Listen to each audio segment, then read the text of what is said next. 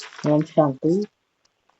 22/12/2024 காலை முரகு. ஓம் சாந்தி. அவ்யக்த பாப்தாதா ரிவைஸ்டு 17/3/2003 மதுபன். தாதி உடல்ல சிவத்தன்மை பிரம்மா தந்தை சொன்ன அவ்யக்த முரல் இது. நம்மளாம் இறைமானவர்கள் மிக கவனமா ஆத்மா அபிமானி நிலையில இருந்து இந்த முறையை கேட்கலாம். பாபா தலைப்பு கொடுக்குறாங்க, சதா தன்னுடைய சோமானத்தில் இருக்க வேண்டும், மரியாதை கொடுக்க வேண்டும், அனைவருடைய சகயோகி ஆக வேண்டும் மற்றும் சக்திசாலி ஆக்க வேண்டும். நம்மளுடைய சுய மரியாதையில இருக்கணும். அதாவது பாபா நமக்கு என்னென்னலாம் சோமானம் கொடுத்துருக்கிறாரோ அதுலதான் இருக்கணும். நான் யாரு, நான் எப்பேற்பட்ட ஆத்மா, நான் வேற ஆத்மான்றத விட நான் மாஸ்டர் சர்வசக்திவான், நான் சாந்த சுரூபாத்மா, நான் கடவுளுடைய குழந்தை, அந்த மாதிரி இறை மாணவன், அந்த மாதிரி சுமானத்துல இருக்கலாம். மரியாதை கொடுக்கணும். அந்த யார் ஒருத்தவங்க சுய மரியாதையில இருக்கிறாங்களோ அவங்க ஆட்டோமேட்டிக்கா மற்றவங்களுக்கு மரியாதை கொடுப்பாங்க. அப்புறம் அனைவருடைய சகயோகியும் நீங்க ஆகணும், மற்றவங்களுக்கு ஹெல்ப் பண்ணணும். இப்ப நிறைய பிகேஸ் ஆயிருக்காங்க இல்லையா, பிகேஸ் அவங்க ஞானம்லாம் கேட்டுக்குவாங்க. ஆனா அவங்களுக்கு நம்ம குணங்களை தான் தானம் பண்ணணும். அவங்க கூடவே இருக்கணும், ஹெல்ப் பண்ணணும். இந்த மாதிரி அவங்க என்னென்னலாம் அவங்களுக்கு எது தேவையோ, உதவி தேவையோ அந்த உதவி நம்ம செய்யணும். மற்றும் சக்திசாலியாக ஆக்கணும், எல்லாரையுமே சக்திசாலியா ஆக்கணும். ஒவ்வொருத்தவங்களுக்கும் ஒரு ஒரு விதமான பிரச்சனைகள், ஒரு அவங்க கடந்து வந்த பாதை ஒரு மாதிரி இருக்கும். அதனால எல்லாரையுமே நம்ம ஞானத்தை சொல்லி சொல்லி எல்லாரையும் சக்திசாலியா ஆக்கணுன்றாரு. இதுதான் தலைப்பு கொடுத்துருக்காரு. இன்று பாக்கிய விதாதா பாப்தாதா நாலாபுறங்களில் உள்ள ஒவ்வொரு குழந்தையினுடைய நெற்றியில் பாக்கியத்தின் 3 ரேகைகளை பார்த்து கொண்டிருக்கிறார்கள். இன்னைக்கு பாபா எல்லாரையும் நெத்தியில பாக்குறாரு. பாக்கியத்தின் 3 ரேகையை பாக்குறாரு. ஒன்று பரமாத்மா பாலனின் பாக்கியவான் ரேகை. ஃபர்ஸ்ட் நமக்கு பாபா கஷ்டார்ல அவரோட பாலனை இப்ப கிடைச்சிருக்குது, அந்த ரேகை. இரண்டாவது சத்தியமான ஆசிரியரின் சிரேஷ்ட படிப்பின் பாக்கியவான் ரேகை. அடுத்தது நமக்கு படிப்பு கிடைச்சிருச்சு, அந்த சத்தியமான ஆசிரியருடைய படிப்பு, இந்த சிரேஷ்ட படிப்பினுடைய பாக்கியவான் ரேகை. மூன்றாவது ஸ்ரீமத்தினுடைய ஜொலிக்கக்கூடிய ரேகை. 3 ரேகைய நெற்றியில பார்த்தாராம். நாலாபுறங்களில் உள்ள குழந்தைகளுடைய நெற்றியின் நடுவில் 3 ரேகைகளும் மிகவும் நன்றாக ஜொலித்துக் கொண்டிருக்கின்றன சொல்லி பாபா சொல்றாரு. நீங்கள் அனைவரும் கூட தங்களுடைய 3 பாக்கியத்தின் ரேகைகளை பார்த்து கொண்டிருக்கிறீர்கள் தானே? நீங்களும் உங்க ரேகைகள்லாம் பாக்குறீங்களா? பாக்கியத்தினுடைய ரேகைகளை உங்களுக்கு கடவுளே பாலனை பண்றாரு, சத்தியமான ஆசிரியர் கிடைச்சிருக்காரு, படிப்பு கிடைச்சிருக்கு, ஸ்ரீமத் கிடைச்சிருக்கு. இதெல்லாம் இந்த ரேகையெல்லாம் நீங்க பாக்குறீங்களான்னு சொல்லி கேட்கிறாரு. எப்போது பாக்கிய விதாதா குழந்தைகளாகி உங்களுடைய தந்தையாக இருக்கின்றாரோ அப்போது சிரேஷ்ட பாக்கியம் உங்களை தவிர வேறு யாருக்குமே இருக்க முடியும். கடவுளே கிடைச்சிருக்காரு இல்லையா?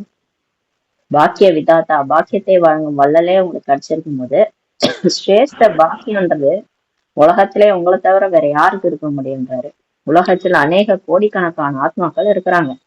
800 கோடி 200 கோடியும் தாண்டுது. ஆனால் அந்த கோடிக்கணக்கானவர்கள் இருந்து 6 லட்சம் பேர், அப்ப 2003ல 6 லட்சம் பேர் தான் வந்திருக்கிறாங்க மதுபனுக்கு. அதை சொல்றாரு. 6 லட்சம் பேர் கொண்ட பரிவாரம் எவ்வளவு குறைவானவர்கள் தான் இருக்கின்றனர் என்பதை பாப்தாதா பார்த்துட்டு இருந்தாரு. கோடிகளில் ஒருவர் ஆகிவிட்டீர்கள் அல்லவா? நீங்க அந்த கோடியில ஒருத்தர் ஆயிட்டீங்க இல்லையா? ஒவ்வொரு மனிதனுடைய வாழ்க்கையில் இந்த 3 விஷயங்கள் தான் பாலனை, படிப்பு மற்றும் சிரேஷ்ட வழி ஆகிய 3மே அவசியமாக இருக்கின்றன. யாரா இருந்தாலும் ஒரு மனுஷன்னா அவங்க வாழ்க்கையில யாராவது அவங்கள பாலனை செய்யணும், படிப்பு நல்ல வழி காட்டணும், படிப்பு சொல்லி தரணும், மற்றும் சிரேஷ்ட வழி காட்டணும். இந்த 3 இருந்தாலே போதும். அது 3 அவசியம்ன்றாரு. ஆனால் இந்த பரமாத்மா பாலனை மற்றும் தேவாத்மாக்கள் அல்லது மனித ஆத்மாக்களின் படி பாலனை படிப்பில் இரவும் பகலுக்குமான வித்தியாசம் இருக்கிறதுன்னு சொல்லி சொல்றாரு. பாபா சொல்றாரு, கடவுளே பாலனை பண்றதுக்கும் தேவ ஆத்மாக்கள் அப்புறம் மற்ற மனித ஆத்மாக்களின் வழி, அவங்க மனிதனுடைய வழி பாலனை படிப்பு, அதுக்கும் பாபாவுடைய பாலனை படிப்பு வழி இதுக்கும் வித்தியாசம் இருக்குன்றார். பாபாவுடைய வழிக்கும் சாதாரண தேவாத்மாக்கள் மனித ஆத்மாக்களோட வழிக்கும் டிஃபரன்ஸ் இருக்குன்றார். இந்த அளவு சிரேஷ்ட பாக்கியம் சங்கல்பத்தில் கூட இருந்ததில்லை. ஆனால் இப்போது ஒவ்வொருவருடைய உள்ளமும் அடைந்து விட்டேன் என்று பாடிக்கொண்டே இருக்கிறது. நம்ம நினைச்சு கூட பார்க்கலன்னு சொல்லுவோம்ல, நான் நினைச்சு கூட பார்க்கல இந்த மாதிரி கடவுளே கிடைப்பாரு, அந்த மாதிரி நம்ம உள்ளம் பாடிட்டு இருக்குது. எதை அடைய வேண்டுமோ அதை அடைந்து விட்டேன் அப்படின்னு பாடுகின்றாரு. அடைந்து விட்டீர்களா அல்லது அடைய வேண்டுமான்னு சொல்லி பாபா கேட்கிறாரு. உங்களுக்கு எல்லாத்தையும் அடைஞ்சிட்டீங்க இல்லையா, இல்ல இனிமேதான் அடையணுமான்றாரு. என்ன கூறுவீர்கள், அடைந்து விட்டீர்கள் அல்லவா சொல்லி பாபா கேட்கிறாரு. தந்தையும் அப்பேற்பட்ட குழந்தைகளின் பாக்கியத்தை பார்த்து மகிழ்ச்சி அடைகின்றார்கள். பாபாவும் அந்த மாதிரி குழந்தைகளை தான் பாக்குறாரு. யார அடைஞ்சிட்டேன்னு திருப்தியா இருக்கிறாங்களோ அவங்கள பாக்குறாரு. ஆஹா பாபா ஆஹா என்ற குழந்தைகள் கூறுகின்றார்கள். மேலும் ஆஹா குழந்தைகளே ஆஹா என்று தந்தையும் கூறுகின்றார். இந்த பாக்கியத்தை வெறும் நினைவில் மட்டும் வைத்தால் போதாது. இது அப்படியே மனசுல கூட வச்சிருந்தா போதாது. அதை ஆனால் சதா நினைவுசுரூபமாக இருக்க வேண்டும். எப்பயுமே அதை நினைவுல இருக்கணும்ன்றார். மனசுல வச்சிருந்தா மட்டும் போதாது, அது அப்படியே நினைவு சுரூபமாவே ஆக்கிடணும். ஆஹா பாபா ஆஹா என்னுடைய பாக்கியம். சில குழந்தைகள் மிகவும் நன்றாக உள்ளது என்று யோசிக்கின்றனர். ஆனால் யோசனை சுரூபம் ஆக வேண்டாம். சும்மா யோசனையில மட்டும் வச்சுக்க வேண்டாம், நினைவு சுரூபம் ஆகணும். அது அப்படியே நம்ம முகத்திலே காட்டணும், பிரதிபலிக்கணும். தினம் தினம் அதே நினைவுல அப்படியே குஷியா போதையில இருக்கணும். எனக்கு யார் கிடைச்சிருக்கிறாங்க அப்படின்ட்டு. நினைவு சுரூபமே சக்திசாலி சுரூபம் ஆகும். யோசனை சுரூபம் சக்திசாலியான சுரூபம் கிடையாதுன்னு சொல்றாரு. யோசிக்கிறது ஆனா செய்யறது இல்ல. சிலர் எல்லாத்தையும் நான் செய்யறேன், போறேன், இதை பண்ணுவேன், அதை பண்ணுவேன்னு யோசனை மட்டும் பண்ணி வச்சிருப்பாங்க. ஆனா அதை செய்யவே மாட்டாங்க. நான் செஞ்சிருவேன் நினைச்சு செய்ய மாட்டாங்க. அத பாபா சொல்றாரு, செஞ்சு காட்டணும். யோசனையில மட்டும் வச்சிடக்கூடாது. யோசனை சக்திசாலியான சுரூபம் கிடையாது. நினைவுல கொண்டு வரணும். அதை நம்ம தினம் தினம் அதை நடைமுறையில கொண்டு வரும்போது அது சக்திசாலி சுரூபம்ன்றாரு பாப்தாதா. குழந்தைகளின் விதவிதமான லீலைகளை பார்த்து பின்முறல் செய்து கொண்டு இருக்கிறார்கள். சிலர் யோசனை சுரூபமாக இருக்கிறாங்க, நினைவு சுரூபமாக சதா இருப்பதில்லை. சில நேரங்களில் யோசனை சுரூபம், சில நேரங்களில் நினைவு சுரூபமா இருக்கிறாங்க. யார் நினைவு சுரூபமாக இருக்கிறாங்களோ அவர்கள் நிரந்தரமாக இயல்பான சுரூபத்தில் இருக்கின்றார்கள். யார் எப்பயுமே பாபா நினைவுல, பிராப்தியின் நினைவுல இருக்கிறாங்களோ அவங்க எப்பயுமே அப்படியே இயல்பா இருக்கிறாங்க. ஜாலியா குஷியா வாழ்க்கையை என்ஜாய் பண்ணிட்டு நம்பிக்கை வாழ்க்கைய இருக்கிறாங்க. யார் யோசனை சுரூபத்தில் இருக்கிறாங்களோ அவங்க உழைக்க வேண்டியதாக இருக்கின்றது. யாரெல்லாம் முரடிய படிக்கிறது, இதெல்லாம் இன்னைக்கு செய்யணும் சும்மா நினைக்கிறது, ஆனா அவங்களால அந்த நடைமுறைப்படுத்த முடியல. அப்ப அவங்களுக்கெல்லாம் உழைப்பு வேண்டியதாக இருக்குதுன்றார். இந்த சங்கம் யுகம் உழைப்பதற்கான யுகமே அல்லன்றாரு. இதெல்லாம் அனுபவம் செய்ய வேண்டிய யுகம் அது. இது உழைக்கிறதுக்கான டைம் இப்ப இல்லைன்றார். சர்வ பிராப்திகளுடைய அனுபவங்களுக்கான யுகம் இது சொல்றாரு. இப்ப எல்லாம் உங்களுக்கு கிடைச்சிருச்சு. இப்ப நம்ம சுத்தி மாட மாளிகை எல்லாமே இருக்குது. இருந்ததுன்னா அதை அனுபவிக்கணும்ல. அதை பார்த்துக்கிட்டே இருப்பாங்களா யாராவது? எனக்கு இதெல்லாம் கிடைச்சிருக்குன்னு யோசனை பண்ணிக்கிட்டே இருப்பாங்களா? எல்லாத்தையும் போய் அனுபவிக்கணும் இல்லையா? என்ன எனக்கு இருக்குதோ எல்லாத்தையும் நான் அனுபவிக்கணும். அதான் பாபா சொல்றாரு, நீங்க அப்படியே நினைச்சிட்டே இருக்காளாக நம்பிக்கை ஆயிட்டேன்.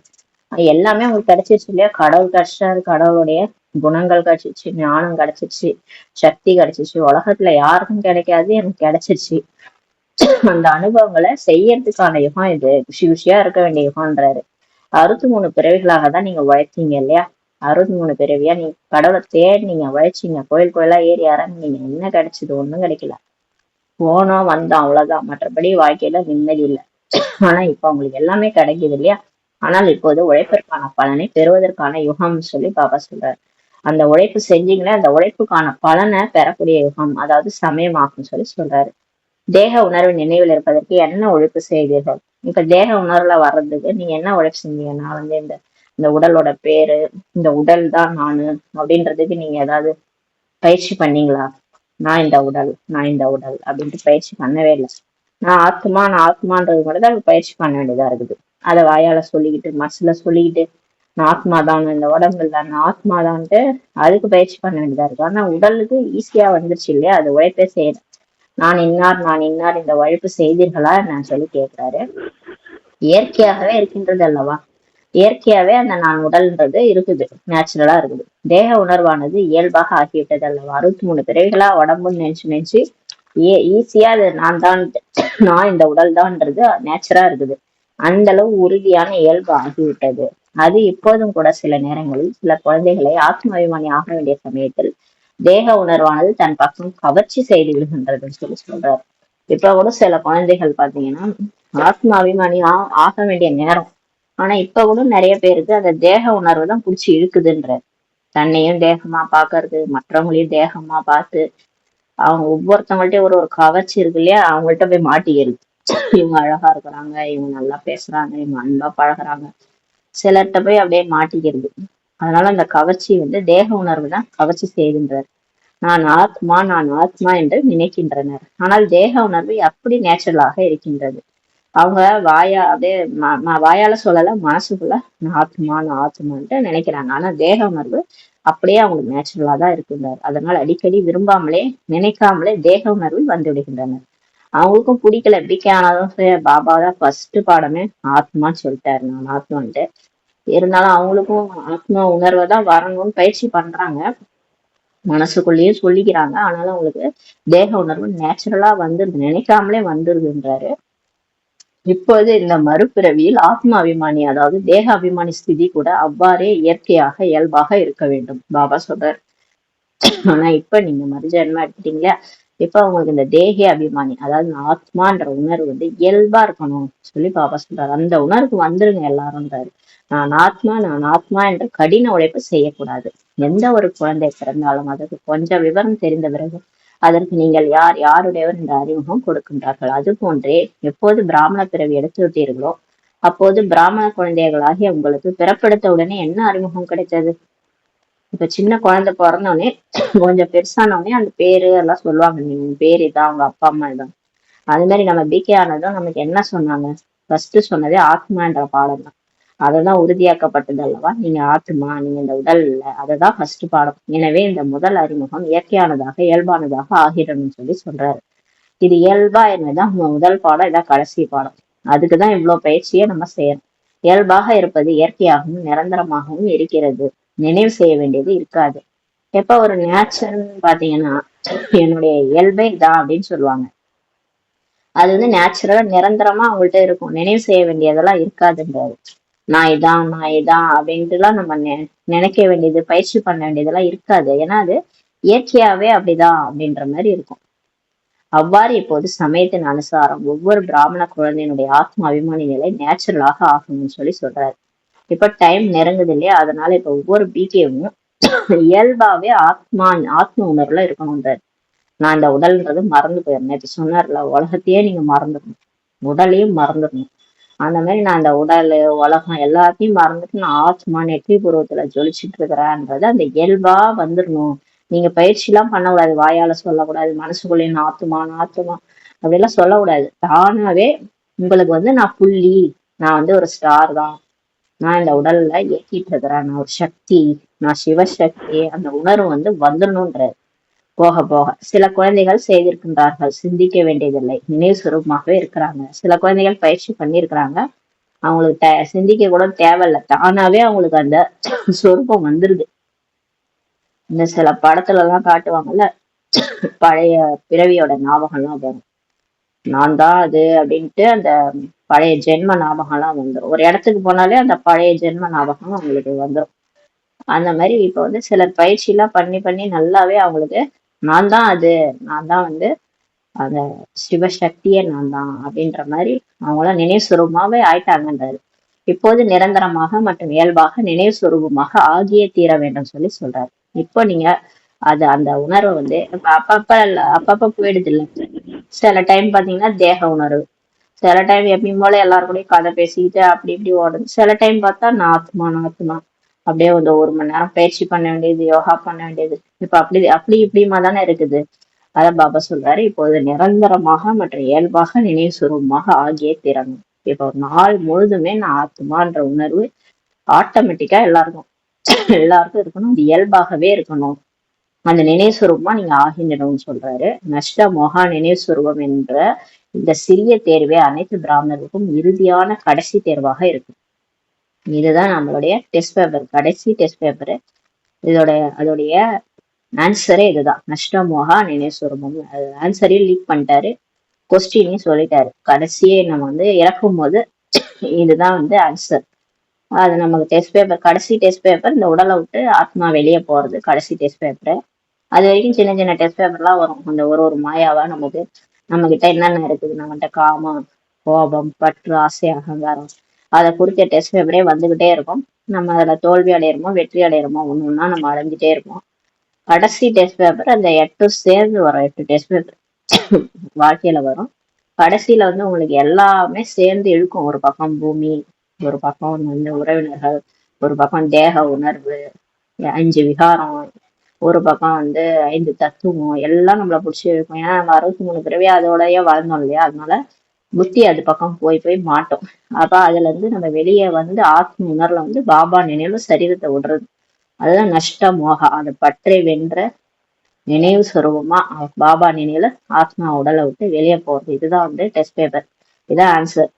ஆன்சர்னு சொல்லிட்டாரு. அது வந்து நம்ம இப்பொழுதே பயிற்சி பண்ணணும். இப்பொழுதே பயிற்சி பண்ணாதான் கடைசியில ஈஸியா இருக்கும். பாபா நினைவு சரீரம் விட்டா நம்ம பாஸ் ஆனர் ஆயிடுவோம். இல்ல நம்ம வேற எதையாவது நினைச்சு சரீரம் விட்டோம்னா நம்ம ஃபெயிலு. அப்ப திரேதாயுகம் தான் நம்ம போவோம். லட்சுமி நாராயணன் ஆக முடியாது. இதுதான் வந்து நம்ம கொஸ்டின் பேப்பர் ஆன்சர் ரெண்டுமே அவுட் பண்ணிட்டாரு. இந்த மாதிரி எந்த டீச்சருமே எந்த எக்ஸாமுமே இருக்காது. கொஸ்டின் பேப்பரும் தெரியும், ஆன்சரும் தெரியும். பாபா இதான் சொல்லிட்டாரு. இந்த சிறிய தேர்வு தான் எல்லா பிராமணர்களுக்குமே இறுதியான கடைசி தேர்வுன்னு சொல்றாரு. இந்த வருடத்தில் என்ன செய்ய போகின்றீர்கள் சொல்லி பாபா கேட்கிறாரு. சரி, போன வருஷம் முடிஞ்சிச்சு, இந்த வருஷம் என்ன பண்ணுறது, இந்த வருஷத்தில் விசேஷமான லட்சியம் என்ன வைக்க வேண்டும் என்று சில குழந்தைகள் கேட்கிறாங்க. சதா ஆத்மா அபிமானி நினைவு சுரூபம் ஆகணுன்ற பாப்தாதா சொல்றாரு. நமக்கு வந்து நம்ம கேக்குறோம் என்ன லட்சியம் வைக்கிறது பாபான்னு. பாபா சொல்றாரு ஆத்மா அபிமானி சதா இருக்கணும். எப்பயுமே நான் ஆத்மா தான், நான் அந்த உடம்பே இல்லை, நான் நிச்சய பூர்வத்துல ஜோதிச்சுட்டு இருக்கிறேன், நான் ஆத்மா. அந்த உணர்வுல எப்பயுமே இருந்தீங்கன்னா பாபா நினைவு இருக்கும், பாவமும் அழிஞ்சிரும், நீங்க நல்லாவே மாறிக்கிட்டே வரலாம். அதனால அந்த மாதிரி ஆயிடுங்கன்றாரு. நினைவு சுரூபம் ஆகுதுன்ற பாப்தாதா சொல்றாரு. ஜீவன் முக்தியோ கிடைக்கத்தான் போகிறது. எல்லாருக்குமே ஜீவன் முக்தி தான். யாரெல்லாம் பிகேவோ எல்லாருக்கும் ஜீவன் முக்தி. ஆனால் ஜீவன் முக்தியை அடைவதற்கு முன்பாக கடின உழைப்பிலிருந்து விடுபடுதல் முக்தி அடைபவர் ஆகுங்கள் சொல்லி சொல்றாரு. ஜீவன் முக்தினா என்ன? உடம்புல இருந்தே எதன் பத்தியும் ஆசையே என்னவென்று அறியாத நிலையில இருக்கிறது ஜீவன் முக்தி. அது வந்து தேவதைகள் அப்படிதான் வாழ்ந்தாங்க. உடம்புல இருந்தாலும் அவங்களுக்கு 5 விகாரம் நிர்விகாரியா இருந்து நல்லா சந்தோஷமா வாழ்ந்தாங்க. அந்த நிலையை அடையணும்னா கடின உழைப்புல இருந்து முக்தி அடையணும்ன்றாரு. ரொம்ப கஷ்டப்பட்டு பாபாவை நினைக்க கூடாது. அப்படியே இயல்பாவே நான் ஆத்துமா, என்னுடைய அப்பா பரம்புதா பரமாத்மா அப்படியே நினைவுல இருக்கணும். மறந்து போகவே கூடாது, மறக்காம சதா இருக்கணும். இந்த ஸ்திதியானது சமயத்தை அருகாமையில் கொண்டு வரும். இந்த மாதிரி நீங்க மாற மாற டைம் கிட்டக வந்துருந்தார். மற்றும் உலகத்தில் உள்ள உங்களுடைய அனைத்து சகோதர சகோதரிகளை துக்கம் அசாந்தியிலிருந்து விடுபட செய்யும். நீங்க இந்த மாதிரி மாறிட்டீங்கன்னா உலகத்துல யாரெல்லாம் இருக்கிறாங்களோ உங்க பிரதர்ஸ் சிஸ்டர்ஸ் எல்லாருமே ஆத்மாக்கள், அவங்க எல்லாம் வந்து துக்கம் அசாந்தில இருந்து விடுபட்டுருவாங்க. ஏன்னா அவங்க தேடிட்டு இருக்கிறது இஷ்ட தெய்வங்களை. இஷ்ட தெய்வங்கள் ரெடி ஆயிட்டாங்கன்னா அவங்களுக்கும் துக்கம் அசாந்தி போயிரும். ஏன்னா அவங்க கூப்பிடுறதெல்லாம் துக்கத்தை நீக்கி சுகம் கொடுங்க, சாந்தி கொடுங்கன்ட்டு தான் கூப்பிடுறாங்க. நம்ம வந்து நம்ம முதல்ல துக்க அசாந்தில இருந்து நீங்கிட்டாதான், நம்ம யாருன்னு தெரிஞ்சு நம்ம சொரூபம் வெளியே வந்தாதான் அவங்க விடுபட முடியுன்றாரு. உங்களுடைய இந்த ஸ்திதியே ஆத்மாக்களுக்காக முக்திதாமத்தின் கதவுகளை திறக்க செய்யும். இப்போ நம்ம அந்த ஸ்திதியில வரணும், அதுக்குதான் அவர் படாத பாடுபட்டு இருக்கிறாரு. இவங்களே இன்னும் மாறாம கிடக்குறாங்க. அவரு பாபா ஒரு முரளியில சொல்லிடுறாரு, துக்கத்துல இருந்து விடுவிக்க கூடியவங்களே துக்கத்துல அழுதுட்டு உட்காந்துக்கிறாங்களேன்னு சொல்லி சிரிச்சாராம் பாபா. எனக்கு கவலையா இருக்குது, துக்கமா இருக்குன்னு. இவங்கதான் போய் உலகத்துல இருக்கிறவங்க துக்கத்தை நீக்கணும். கடைசியில இவங்களே எனக்கு துக்கமா இருக்குதுன்ட்டு உட்காந்துக்கிறாங்கன்ட்டு பாபா பார்த்து சிரிச்சாரு. இவங்களதான் நினைவு பண்ணி அவங்க பக்தர்கள் வந்து கதறாங்க, கூப்பிடுறாங்க. கடைசியில இவங்களே பட்டுட்டு அழுது நிக்கிறாங்க. பாபா பார்த்து சிரிச்சாராம். இன்னும் இந்த ஆத்மாக்கள்லாம் இப்படி இருக்கிறாங்கன்னு மாறாம. அதான் நம்ம மாறணும். நம்ம வந்து துக்கத்துல இருந்து அடுத்தவங்களை நீக்கணும்னா அப்ப நம்ம துக்கத்துல இருந்து வெளியே வரணும். பாபா முரளி கேட்டு பாபாவுடைய நினைவுல எல்லாத்தையும் பாவத்தை அழிச்சு நம்ம வந்து சுயஸ்திதியில வரணும். உங்களுடைய இந்த ஸ்திதி தான் ஆத்மாக்களுக்காக முக்தி தாமத்தின் கேட்டை திறக்க செய்யணும். முக்தி தாமம் பரந்தாமன் கேட்டு மூடி இருக்குது, யாரும் இந்த மேல போல. எல்லாம் நடிக்க வந்தவங்க எல்லாம் கீழே தான் இருக்காங்க. அதனாலதான் பாப்புலேஷன் அதிகமா இருக்கு. யாரும் மோட்ச ஜோதியோட ஜோதி கலக்கல, மோட்சம் அடையல, யாரும் போல. நடிக்க வந்தவங்க எல்லாம் கீழே தான் இருக்கிறாங்க. நம்ம போயிட்டு திறந்தாதான் எல்லாரும் வருவாங்க நம்ம பின்னாடி. அப்ப உங்க ஸ்திதி மாறும் போதுதான், நீங்க ரெடி ஆகும் போதுதான் முக்தி தாமத்தின் கேட்டோ திறக்கும்னு சொல்லி சொல்றாரு. ஆகவே தன்னுடைய சகோதர சகோதரிகள் மீது இரக்கம் வரவில்லையா? இப்ப கேக்குறாரு, உங்க சகோதர சகோதரிகள் தானே, யார் அவங்கெல்லாம்? உலகத்தினர் எல்லாருமே யார் அவங்களாம்? உங்களுடைய பிரதர் சிஸ்டர் தான். அவங்க மேல கருணை வரலையா? நாலாபுறங்கள உள்ள ஆத்மாக்கள் எவ்வளவு கூச்சலிட்டு கொண்டு இருக்கிறாங்க. உங்களுடைய முக்தி அனைவருக்கும் முக்தி கிடைக்க செய்யும். இப்ப நீங்க எல்லாத்துல இருந்து வெளியே வந்தாதான், நீங்க சொல்லிட்டு இருக்கீங்க பாருங்க, என் சுபாவம் எப்படி, என் சம்ஸ்காரம் எப்படி, நான் பயப்படுறேன், கவலைப்படுறேன். நீங்க அது கிடையவே கிடையாதுன்னு சொல்றாரு. நீங்க எல்லாம் புலிக்கு பிறந்தது, நீங்க எல்லாம் புலின்றாரு. மாஸ்டர் புலி நீங்க போய் பூனை நினைச்சிட்டு இருக்கிறீங்கன்னு சொல்லி கேக்குறாரு. பாருங்க, உங்களை நோக்கிதான் கூச்சலிட்டு கொண்டிருக்கிறாங்க. உங்களுடைய முக்தி தான் அவங்கள முக்தி கிடைக்க செய்யும் சொல்லி சொல்றாரு. நீங்க உங்க சுயஸ்திதிக்கு வாங்க. போன கல்பத்துல நீங்க வந்தீங்க இல்லையா, அதே மாதிரி நீங்க நல்லா சிங்கம் மாதிரி கர்ச்சிக்கக்கூடிய ஆத்மாக்களா மாறுங்க. ஆத்ம உணர்வுல வாங்க. உங்களுடைய ஸ்திதியே எல்லாருக்கும் முக்தி கிடைக்க செய்கின்றார். இயல்பான நினைவுடையவராக மற்றும் சக்திசாலி சுரூபமாக எந்த அளவுக்கு நான் ஆகியிருக்கிறேன் என்பதை சோதனை செய்யுங்கள். இப்ப நீங்க செக் பண்ணுங்க, நான் எப்பயுமே பாபா நினைவுல இருக்கிறேன்னா, சக்திசாலியா மாறி இருக்கிறேன்னான்றத இப்ப செக் பண்ணுங்கன்றாரு. சக்திசாலி சுரூபம் ஆக வேண்டும். கண்டிப்பா எல்லாரும் ஆகிதான் ஆகணும். இல்லைன்னா டிராமா மாத்திரும் நம்மள. இதுவே வீணானதை சகஜமாக முடிவடைய செய்திடும். இப்ப எப்படி நீங்க இந்த மாதிரி சொமான்ல இருக்கிறீங்க, பாபா நினைக்கிறீங்க, சக்திசாலி சுரூபமா மாறுறீங்களோ அப்ப வேஸ்ட் தானாவே முடிவடைந்துன்றாரு. அடிக்கடி கடின உழைப்பு செய்ய வேண்டிய இருக்காது. நீங்க அடிக்கடி நான் ஆத்மா ஒரு அரை மணி நேரம் போயிட்டு வெளி விஷயங்கள்ல போயிடுறது, அப்புறம் அரை மணி நேரம் உட்காந்து யோகா பண்றது, திடீர்னு பார்த்தா நான் ஆத்மான்றது ஞாபகம், திடீர்னு பார்த்தா அந்த சாதாரண அந்த தேக உணர்வுல பழைய விஷயங்களை பேசிக்கிட்டு அப்படி இருக்கிறது. அத மாதிரி கடின உழைப்பெல்லாம் செய்ய வேண்டியது இருக்காது. எப்பன்னா நம்ம அந்த ஸ்திதியில வரும்போதுன்றார். இப்போது இந்த வருடம் பாப்தாதா குழந்தைகள் மீதுள்ள சிநேகத்தினால் எந்த ஒரு குழந்தையும் எந்த ஒரு பிரச்சனையிலும் உழைப்பு செய்வதற்கு பார்ப்பதற்கு விரும்பவே இல்லை. இப்ப இந்த வருஷம் பாபாவுக்கு குழந்தைகள் நம்ம மேல இருக்கிற அன்புனால யாரும் கஷ்டப்படுறதே அவருக்கு புரியல. கஷ்டப்பட்டு என்ன நினைக்கிறாங்க. ஒரு அப்பா போய் ஒரு குழந்தை எப்படி ஈஸியா நினைக்கணும். கஷ்டப்பட்டு நான் ஆத்துமா பாபா என் கூட இருக்காரு, பறந்தாமட்டேன், நான் கிட்டக்க போயிட்டேன், பாபாட்ட போயிட்டேன், இதெல்லாம் எதுக்கு கஷ்டப்பட்டு நினைக்கிறீங்கன்றார். பிரச்சனை முடிவடைய வேண்டும் மற்றும் சமாதான சக்தி சுரூபம் ஆக வேண்டும் சொல்லி சொல்றாரு. இது முடியுமா என்ன? இப்ப எல்லா பிரச்சனையும் முடிஞ்சிடணும், நீங்க எல்லாருமே சமாதான சக்தி சுரூபம் ஆகணும். முடியுமான்ட்டு தாதிகள் சொல்லுங்கள், முடியுமான்னு கேக்குறாரு. டீச்சர்கள் சொல்லுங்க, பாண்டவர்கள் முடியுமா? பிறகு சாக்கு போக்கெல்லாம் சொல்லக்கூடாது. இது இருந்தது அல்லவா, இது நடந்தது அல்லவா, இது நடக்காமல் இருந்திருந்தால் ஆகியிருக்காது. இந்த மாதிரி ஏதாவது நிறைய பிரச்சனை அது இதுன்னு இருக்கிறதுனால சமாதானமா இல்லாம இருக்கிறீங்க இல்லையா. பாப்தாதா மிகவும் இனிமையான விளையாட்டை பார்த்திருக்கிறார்கள். என்ன ஆனாலும் சரி, இமயமலையை விட பெரிதாக இருந்தாலும் 100 மடங்கு பிரச்சனையின் சுரூபமாக இருந்தாலும், அது உடல் மூலமா வந்தாலும் சரி, மனதின் மூலமா வந்தாலும் சரி, மனுஷங்க மூலமோ இயற்கை மூலமா வரக்கூடிய பிரச்சனையாக கூட இருக்கலாம். ஒரு பரஸ்திதி சூழ்நிலை உங்களுடைய சுயஸ்திதிக்கு முன்னாடி அது ஒண்ணுமே கிடையாதுங்க. சிங்கத்துக்கு முன்னாடி எந்த ஒரு பிரச்சனையா இருந்தாலும் அது என்ன தூள் போயிடாது. இப்ப பாபா நம்ம கூடவே இருக்கிறாரு. நம்ம மாஸ்டர் சர்வ சக்திவான். நம்ம கிட்ட எந்த ஒரு பிரச்சனை வந்தாலும் அது தூள் ஆயிடணும்ன்றாரு. எந்த ஒரு விஷயமா இருந்தாலும் சரி, உங்களுக்குள்ளால என்ன ஒரு கருத்து மோதல், ஏதாவது ஒரு பிரச்சனை, வீட்டுல பிரச்சனை, இல்ல உடம்புல பிரச்சனை, மனுஷங்க மூலமா பிரச்சனை, எதுவா இருந்தாலும் சரி, அது இமயமலையை விட பெருசா இருந்தா கூட பரவாயில்ல. ஆனா உங்களுடைய சுயஸ்திதிக்கு முன்னாடி நீங்க யார் தெரியுமா அப்படின்னு சொல்றாரு. நீங்களாம் இறைவனுடைய குழந்தைகள். நீங்க மாஸ்டர் சர்வ சக்திவான். அப்ப உங்களுக்கு முன்னாடி அதெல்லாம் ஒன்றுமே கிடையாதுன்னு சொல்றாரு. மேலும் சுயஸ்திதிக்கான சாதனமே சொமானம் தான். இப்ப நீங்க சுயஸ்திதி உயர்ந்ததா இருக்கணும்னா நீங்க சுய மரியாதையில இருக்கணும். கடவுள் உங்களுக்கு கொடுத்துருக்காரு இல்லையா, யார் இந்த மாதிரி கொடுப்பாங்க? நம்மள யாராவது புகழ்ந்துருக்குறாங்களா இது வரைக்கும்? நம்மள கீழே தள்ளி விடுறதுலதான் இருந்திருக்கிறாங்க மனுஷங்களாம். ஆனா பாபா நம்மளை உயர்த்தி மேல தூக்கி வச்சுங்க எவ்வளவு சுயமரியாதையை கொடுத்துருக்கிறாரு. நீங்க தான் மாஸ்டர் சர்வ சக்திவான், நீங்க கல்ப விருட்ச மரத்துல இருக்கிற மூதாதியர் ஆத்மா, நீங்க தான் உலகத்துக்கே நன்மை செய்யக்கூடிய விஸ்வ கல்யாணக்காரி. உண்மையிலே நம்ம அப்படி இருந்திருப்போமான்னு கூட தெரியாது. ஆனாலும் நம்மள தலையில தூக்கி வச்சுக்கிட்டு நீ இதய சிம்மாசனதாரி, கண்ணின் மணி, என்னென்னலாம் சொல்லியிருக்கிறாரு. சுயதர்ஷன சகரதாரி. எவ்வளோ நம்மள பாபா சுமானம் கொடுத்திருக்காரு. சுமானம் நேச்சுரலாக இருக்க வேண்டும் சொல்லி பாபா சொல்றாரு. இந்த சுமானம் இருக்கல சுயமரியாதை அப்படியே நேச்சுரலா இருக்கணும். அதுதான் நான் அப்படின்னு அந்த சொரூபத்துல வரணும். நினைக்க வேண்டியதாக உள்ளது என்பது கூடாது. அடிக்கடி அதை நினைக்கணும் அப்படின்லாம் கிடையாது. அடிக்கடி அந்த உழைப்பு பண்ணி அந்த இதுதான் நான்ட்டு அந்த வாயில் அளவுல மட்டும் சொல்றது கிடையாது. அப்படியே அது சொரூபமாவே ஆயிடும். சிவசக்தினா ஒரு பார்வதி மாதிரி தன்னையே நினைச்சுக்கிறது.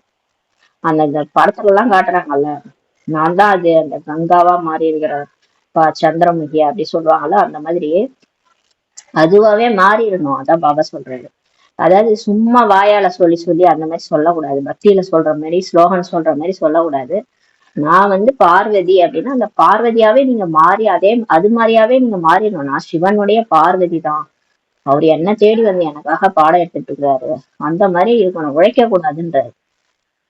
அடிக்கடி உழைக்க கூடாது.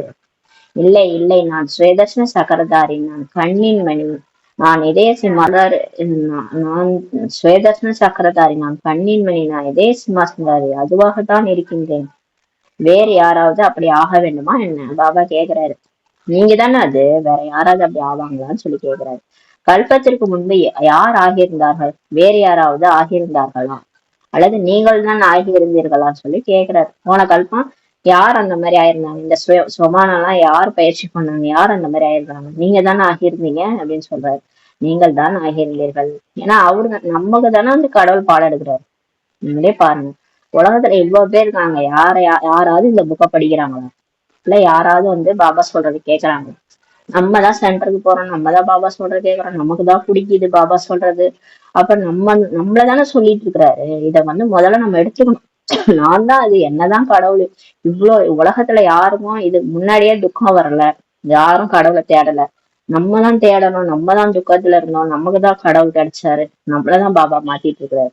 அப்ப கேக்குறாரு பாபா வந்து சொல்றாரு, நீங்க தானே அது, நீங்க தான் ஆயிருந்தீங்க போன கல்பம், நீங்க தான் அதுன்னு ஃபர்ஸ்ட் நம்புங்கன்றாரு. ஒவ்வொரு கல்பத்திலும் நீங்க தான் ஆவீர்கள். அடுத்த கல்பம் கூட 5000 வருஷத்துக்கு அடுத்த 5000 வருஷத்துக்கு அப்புறம் கூட நீங்க தான் ஆவீங்கன்றாரு. இது உறுதியானது சொல்லி பாபா சொல்றாரு. இது மாற்றவே முடியாது, நீங்க தான் அதுன்றாரு. இவர்கள் கல்பத்திற்கு முன்பு வந்திருந்தவர்களே என்று பாபா தான் அனைவருடைய முகங்களை பார்த்து கொண்டிருக்கிறார். பாபாவுக்கு ஞாபகம் இருக்குது, போன கல்பம் 5000 வருஷத்துக்கு முன்னாடி இவங்க தான் வந்தாங்க பாபா மீட்ல அப்படின்ட்டு நம்ம முகத்தை பார்த்துட்டு இருக்கிறாரு. இந்த கல்பத்தை சேர்ந்தவர்களா அல்லது பல கல்பத்தை சேர்ந்தவர்களான்னு சொல்லி கேக்குறாரு. பல கல்பத்தை சேர்ந்தவர்கள் அல்லவா? ஆமா, ஒரு கல்பம் கிடையாது, 2 கல்பம் 3 கல்பம், எத்தனை கல்பம் ஆனாலும் நம்ம தானே போக போறோம் மதுபனுக்கு. பல கல்பத்தை சேர்ந்தவர்களான்னு சொல்லி கேக்குறாரு. யார் ஒவ்வொரு கல்பத்தை சேர்ந்தவர்களோ அவர்கள் கை வைத்துங்கள் சொல்லி சொல்றாரு. யாரு? நான் ஒவ்வொரு கல்பமும் வந்தேன் பாபா, போன கல்பமும் நான் தான் வந்தேன் அப்படின்னு கை வைத்துகின்றார். பிறகு இது உறுதியானது தானே, உங்களுக்கோ தேர்ச்சிக்கான சான்றிதழ் கிடைத்து விட்டது அல்லவா, அல்லது பெற வேண்டுமா? இப்ப நீங்க பாஸ் ஆயிட்டீங்க இல்லையா, நீங்க ஒத்துக்கிட்டீங்களா, நீங்க தான் போன கல்பம் வந்தீங்க, கிடைத்து விட்டது தானே, கிடைத்து விட்டது அல்லவா, அல்லது பெற வேண்டுமான்னு சொல்லி கேக்குறாரு. கல்பத்திற்கு முன்பு கிடைத்திருந்தது, இப்போது ஏன் கிடைக்காதுன்னு சொல்லி கேக்குறாரு. போன கல்பம் உங்களுக்கு அந்த சான்றிதழ் சர்டிபிகேட் கிடைச்சது இல்லையா, இப்ப ஏன் நம்ப மாட்டீங்க? நான் தானா, பாபா எனக்கு தான் சொல்லிட்டு இருக்கிறாரா அப்படின்னு ஏன் நம்ப மாட்டீங்க? சான்றிதழ் கிடைத்திருக்கின்றது என்ற இந்த நினைவு சுரூபம் ஆகுங்கள் சொல்லி சொல்றாரு. மதிப்புடன் தேர்ச்சி பெற்றதுக்கான சான்றிதழோ அல்லது தேர்ச்சி பெற்றதுக்கான சான்றிதழோ இந்த வித்தியாசமும் இருக்கும். ஆனா எல்லாருக்குமே சர்டிபிகேட் வாங்கியிருப்பீங்க, பாஸ் வித் ஹானர் ஆயிருப்பாங்க சிலர் வந்து வெறும் பாஸ் ஆயிருப்பாங்க. பாஸ் ஆகிறதுக்கான சர்டிபிகேட்டோ இல்ல பாஸ் வித் ஹானருக்கான சர்டிபிகேட்டோ, இது ரெண்டுத்துக்கும் வித்தியாசம் இருக்கும். யார் வந்து பாஸ் வித் ஹானர்னா 108 பேர், மற்றவங்க எல்லாம் பாஸ் ஆயிருப்பாங்க. சாரி, 8 பேர் வந்து பாஸ் வித் ஆனர், மற்றவங்க எல்லாருமே பாஸ் மட்டும் ஆயிருப்பாங்க. பாஸ் வித் ஆனர்னா எந்த குறையுமே கரையுமே இல்லாம பாபா நினைவுல சரீர விட்டு போறவங்க தான் பாஸ் வித் ஆனர். அவங்க வந்து 8 பேர், மற்றவங்க எல்லாமே வந்து பாஸ் ஆயிடுவாங்க. இருந்தாலும் கொஞ்சம் கொஞ்சம் குறை இருக்கும், அதுக்கான தண்டனையும் வாங்கிட்டு தான் போவாங்க. ஆனால் நாம் தான் தேர்ச்சி பெற்றவர்கள், நம்ம தான் பாஸ் ஆனவங்க, இது உறுதியானது தானேன்னு சொல்லி சொல்ற. சரி, ஏதோ ஒரு வித்தியாசம் இருக்கட்டும், இருந்தாலும் நம்ம பாஸ் ஆயிருக்கிறோம் இல்லையா போன கல்பத்துல. எவ்வளவு கம்மியான பேரு, இத்தனை கோடி பேர்ல கோடியிலும் சிலர், அந்த சிலரிலும் சிலர் தானே நம்ம பாஸ் ஆயிருக்கோம் இல்லையா, இது உறுதியானது தானேன்னு சொல்லி சொல்றாரு. அல்லது ரயிலில் போகும்போதே மறந்துடுமா உங்களுக்கு? இல்ல போகும்போதே மறந்துடுவீங்களா? இதெல்லாம் பாபா சொன்னார் இல்லையா, இந்த பாயிண்ட் எல்லாம் போகும்போதே மறந்துடுவீங்களான்னு கேக்குறாரு. விமானத்தில் செல்லும் போதே பறந்து விடுமான்னு சொல்லி கேக்குறாரு. விமானத்துல ஏரோப்ளேன்ல போகும்போது இந்த பாபா சொன்ன மகா வாக்கியம்லாம் பறந்துருமோன்னு சொல்லி கேக்குறாரு. இல்லை, பாருங்கள், நாலாபுரங்களில் சிவராத்திரியை ஊக்க உற்சாகத்தோடு கொண்டாட வேண்டும் என்று இந்த வருடம் திடமான சங்கல்பம் செய்திருக்கிறீர்கள். கொண்டாடி விட்டீர்கள் அல்லவா? திட சங்கல்பத்தினால் என்ன நினைத்தீர்களோ அதை நடந்து விட்டது அல்லவான்னு சொல்லி சொல்றாரு. அந்த 2003 சொல்றாரு. இது எந்த விஷயத்தின் அதிசயம்? ஒற்றுமை மற்றும் உறுதித்தன்மையாலதான் நீங்க நல்லா கொண்டாடி இருக்கிறீங்க. 67 நிகழ்ச்சிகள் செய்வதற்காக யோசித்திருந்தீர்கள், ஆனால் அதை காட்டிலும் அதிகமாக சில குழந்தைகள் செய்திருப்பதை பார்த்தாரு. 67 நிகழ்ச்சியும் தாண்டி நிறைய செஞ்சிருக்காங்க அந்த டைம்ல.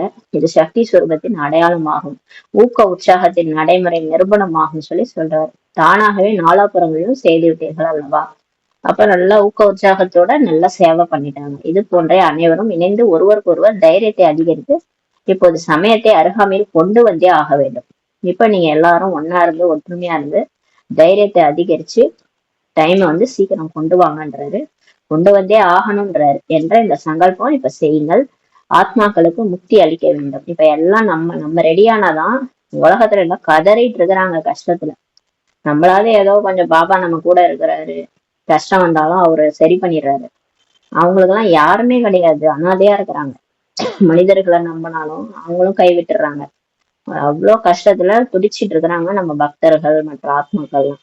அவங்களுக்கு எல்லாம் நீங்க தான் முக்தி அளிக்கணும்ன்றாரு. ஆனால் அது எப்போது நீங்கள் சிந்திப்பதை நினைவு சுரூபத்தில் கொண்டு வருவீர்களோ, அது எப்பன்னா எப்ப நீங்க சிந்திக்கிறத நினைவு சுரூபத்துல கொண்டு வரீங்களோ அப்போதுதான் நடக்கும். இப்ப சொல்லிட்டு இருக்கிறீங்கல்ல, பாபா என்னமோ சொல்றாரு நான் மாஸ்டர் சர்வசக்திவான், பாபா என்னமோ சொல்றாரு நான் வந்து சிவசக்தியா இருந்தேன், எனக்குதான் கோயில் இருக்கு, இதெல்லாம் பாபா சொல்றாரு, அது நானா என்னன்னு எனக்கு டவுட்டா இருக்குது, நீதான் லட்சுமி நாராயண் அவன்றாரு, அதெல்லாம் நான் ஆக முடியுமான்னு தெரியலையே, என்ன மாயா இப்படி படுத்துதே, எனக்குள்ளார இவ்வளவு அவகுணங்கள் அசுர குணங்கள்லாம் இருக்குது அப்படின்ட்டு நீங்க யோசிச்சுட்டு இருக்கீங்கல்ல, இந்த யோசிக்காம நான் தான் அது, நான் மாஸ்டர் சர்வசக்திவான், கடவுள் சொல்ற அந்த சொரூபம் சிவசக்தி நான் தான், என்ன தேடிதான் பக்தர்கள் காத்துட்டு இருக்கிறாங்க முக்திக்காக.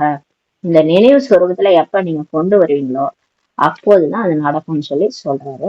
வெளிநாட்டினருடைய விசேஷமான அன்பான சந்திப்பு மற்றும் மீட்டிங் நடைபெறுவதாகவும் மற்றும் பாரதத்தினுடைய மீட்டிங் நடைபெறுவதாகவும் பாப்தாதா கேள்வியுற்றார்கள். இப்ப வந்து வெளிநாட்டுல இருந்து விசேஷமான ஒரு சந்திப்பும் மற்றும் பாரதத்திலையும் மீட்டிங் நடக்கிறதாக பாபா கேள்விப்பட்டாரு. மீட்டிங்கள் சேவைக்கான திட்டத்தை மட்டும் உருவாக்க கூடாது, உருவாக்க வேண்டும், ஆனால் சமநிலையாக உருவாக்கணும்னு சொல்றாரு. ஒருவருக்கு ஒருவர் சகயோகி ஆகுங்கள், அதன் மூலம் அனைவரும் மாஸ்டர் சர்வ சக்திவானாகி முன்னேறி பறந்து செல்ல வேண்டும். நீங்க வந்து எல்லாருமே ஒருத்தவங்க ஹெல்ப் பண்ணிக்கோங்க, அப்பதான் நீங்க வந்து மாஸ்டர் சர்வ சக்திவானாகி முன்னோக்கி பறந்து போக முடியுன்றாரு. வள்ளலாகி சகயோகம் கொடுங்க, எல்லாருக்கும் வள்ளலாகி ஒத்துழைப்பு கொடுங்க, விஷயங்களை பார்க்காதீர்கள், இவங்க இது சரியில்லை அது சரியில்லை, இவங்கள்ட்ட இந்த குணம் சரியில்லை, இவங்களுக்கு என்னதான் செஞ்சாலும் நம்ம நல்லதாவே சொல்ல மாட்டாங்க, அப்படிலாம் எதையும் பார்க்காதீங்க, அவங்கவுங்கள்ட்ட இருக்க குறைகள் எல்லாம் பார்க்காதீங்க, சகயோகியா மட்டும் ஆகுங்கள், நல்லது மட்டும் செய்யுங்க, அவங்களால முடிஞ்ச ஹெல்ப் செய்யுங்கன்றாரு. சமானத்தில் இருங்கள் மற்றும் மரியாதை கொடுத்து சகயோகி ஆகுங்கள். சுய மரியாதையில இருங்க, மற்றும் எல்லாருக்கும் மரியாதை ரெஸ்பெக்ட் கொடுங்க. நீங்க சுயமரியாதையில இருந்தாதான் மற்றவங்களுக்கு ரெஸ்பெக்ட் கொடுப்பீங்க.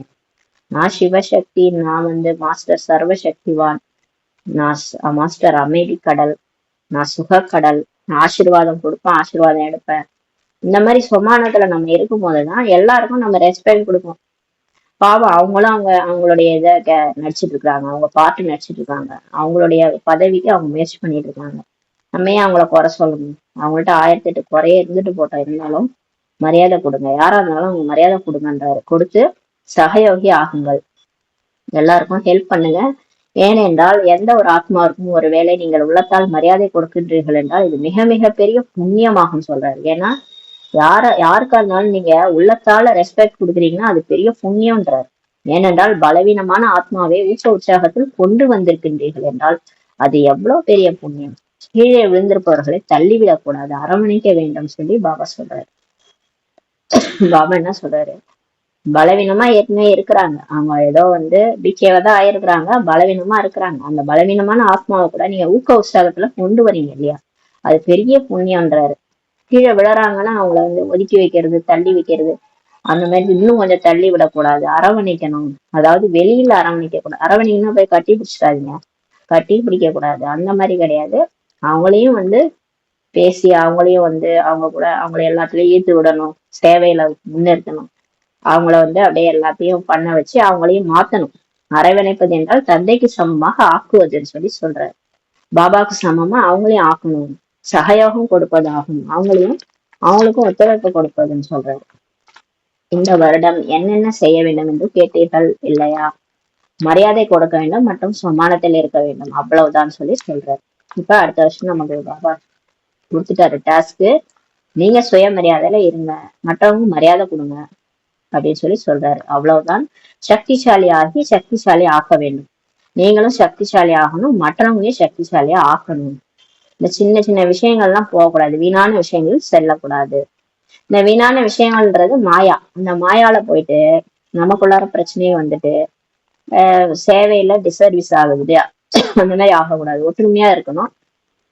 அப்பதான் வந்து முன்னேற்றம் வரும்ன்றாரு. பலவீனமான ஆத்மா ஏற்கனவே பலவீனமாக இருக்கிறார்கள், அவர்களுடைய பலவீனத்தை பார்த்து கொண்டே இருந்தீர்கள் என்றால் எவ்வாறு சகயோகி ஆகுவீர்கள்? இப்ப பலவீனமான அவங்கள்ட்ட ஏதோ ஒரு குறை இருக்குது, அந்த காமம், கோபம், பற்று, ஆசை, அகங்காரத்துல ஏதோ ஒரு குறை இருக்கதான் செய்யுது. எல்லாருக்கிட்டையும் ஏதோ ஒரு அகங்காரம் இருக்குது, இல்லைன்னா கோபம் வருது, இல்லைன்னா ஏதோ பற்று இருக்குது. அந்த மாதிரி சில விஷயங்கள்ல பலவீனமா பயப்படுறது, கவலைப்படுறது, அழகு, இந்த மாதிரி விதவிதமான விகாரங்கள் எல்லாருக்குள்ளாரையும் இருக்குது, இல்லைன்னு சொல்ல முடியாது. பிகே ஆனாலும் மாயா வந்து எல்லாருடையும் கொஞ்சம் கொஞ்சம் இருக்கு இல்லையா? நீங்க பலவீனமான ஆத்மாவை பார்த்து அவங்க இது மாதிரி இருக்கிறாங்க, இவங்க சரியில்லை, இவங்க வந்து யஜ்யத்துல எப்படி பண்றாங்க அப்படி பண்றாங்கன்ட்டு நம்ம அந்த பலவீனத்தையே நம்ம வர்ணனை பண்ணிட்டு அவங்கள ஒதுக்கி வச்சுட்டு அதை பார்த்துட்டே இருந்தோம்னா அப்புறம் எப்படி நீங்க சகயோகி ஆகுவீங்கன்னு சொல்லி சொல்றாரு. நீங்க சகயோகம் கொடுங்கள், அப்போது ஆசீர்வாதங்கள் கிடைக்கும். நீங்க அவங்களுக்கு ஹெல்ப் பண்ணுங்க, உதவி செய்யுங்க, அப்ப அவங்கள்ட்ட இருந்து உங்களுக்கு ஆசீர்வாதம் கிடைக்கும். அனைத்தையும் விட எளிய முயற்சி எதுவென்றால், வேறு எதுவுமே செய்ய முடியவில்லை என்றாலும் கூட அனைத்தையும் விட எளிய முயற்சி, ஈஸியானது என்னன்னா எதுவென்றால் ஆசீர்வாதம் கொடுங்கள், ஆசீர்வாதம் பெறுங்கள் என்பதாகும். பாபா வந்து இது நிறைய முரளில சொல்லியிருக்கிறாரு. உங்களால எதுவுமே செய்ய முடியலனா கூட பரவாயில்ல, நீங்க சார்ட் வைக்க சொல்றேன், அத எல்லாமே பயிற்சி பண்ணுங்க, பாபா எல்லாம் சொல்றாருல, அமிர்த வேலையை எழுதுருங்க, அதெல்லாம் செய்யறோம். எல்லாத்த விட எளிய முயற்சி ஈஸியா சொல்றேன். இந்த வயசானவங்களுக்கு எல்லாம் என்ன சொல்றாருன்னா, மனசுல எதையும் வச்சு கூடாது, எல்லாருக்கும் ஆசீர்வாதம் கொடுக்கணும், ஆசீர்வாதத்தை வாங்கணும், யார்கிட்டையும் சாபம் வாங்கக்கூடாது. நம்ம செயல் ஒருத்தவங்களை துன்புறுத்துற மாதிரி, பேச்சு ஒருத்தவங்க துன்புறுத்துற மாதிரி அது மாதிரி இருக்கக்கூடாது. எல்லாரும் வாயில இருந்து நல்லதே செய்யணும், நல்லதே சொல்லணும், நல்லதே செய்யணும், ஆசீர்வாதம் கொடுக்கணும், மனசாலையும் யாரையும் வந்து நல்லதே தான் நினைக்கணும். இந்த மாதிரி ஆசீர்வாதம் கொடுக்கறது அப்ப வந்து ஆட்டோமேட்டிக்கா அந்த ஆத்மாக்கள்கிட்ட இருந்து நமக்கு ஆசீர்வாதம் கிடைக்கும். இதை மட்டும் பண்ணிடுங்க, ஈஸியா இதை செஞ்சீங்கன்னா போதும், மற்ற எந்த முயற்சி கூட தேவையில்லைண்டா, இதுதான் ஈஸியான முயற்சின்னு சொல்லி சொல்றாரு. மரியாதை கொடுங்கள் மற்றும் மகிமைக்கு தகுதியானவரை ஆகுங்கள் சொல்லி சொல்றாரு. இப்ப நீங்க மற்றவங்க மரியாதை கொடுங்க, அப்பதான் உங்களை வந்து எல்லாரும் மதிப்பாங்க. மரியாதை கொடுப்பவர்கள் தான் அனைவரின் மூலமாக மரியாதைக்கு உரியவர்களாக ஆகின்றார்கள் சொல்லி சொல்றாரு.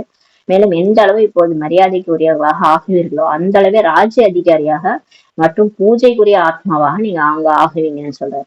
இப்ப நம்ம எல்லாரையும் மதிக்கணும், மரியாதை கொடுக்கணும், எல்லாருக்குமே மரியாதை கொடுக்கும்போது தான் நமக்கு மரியாதை கிடைக்கும். அப்பதான் நம்ம அங்க போய் ராஜ்ய அதிகாரியா பூஜைக்குரிய ஆத்மாவா ஆக முடியும். அதுக்கு தகுதியே இங்க நம்ம சுய மரியாதையில இருந்து எல்லாருக்கும் மரியாதை கொடுக்கணும்ன்ற. அவங்க எப்படி வேணாலும் இருந்துட்டு போட்டோம், அவங்களும் பிகே தானே, பாபா செலக்ட் பண்ணவங்க தானே.